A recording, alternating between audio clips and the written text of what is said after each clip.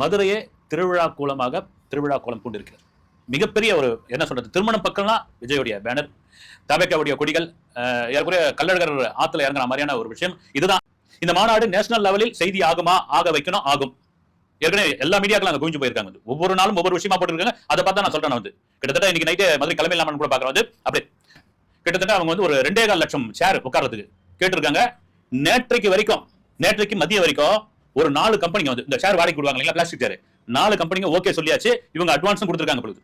கடைசி நேரத்துல இதுதான் எப்பவுமே இந்த கல்யாணம் நடக்கிற நேரத்துல வந்து சமையல்கார் வரல, மளிகை பொருள் வந்து எங்க நின்று போச்சு அப்படின்னு எப்படி இருக்கும் ஒரு பரபரப்பு. கடைசி நேரத்துல ஷேர் கிடையாது, கொடுக்க முடியாது, உங்களால சேர் உடச்சிருவாங்க. டெபாசிட் கட்டியிருப்பாங்க, ஷேர் கொடுக்குறாங்கன்னு வச்சுங்க, அதுக்கு டெபாசிட் கட்டியிருப்பாங்க, முன்பணம் வந்து கொடுத்துருப்பாங்க. அந்த ஷேர் சேதாரம் ஆயிட்டா அதுக்கான காசு கொடுக்க பண்ணுவாங்க. ஆனால் 4 கம்பெனி கொடுக்க முடியாதுன்னு எங்க போவாங்க வந்து 2.25 லட்சம் சேர் வந்து இந்த நேரத்துல பாருங்க வந்து கேரளாவில் இருந்து நாங்க தரோம் உங்களுக்கு.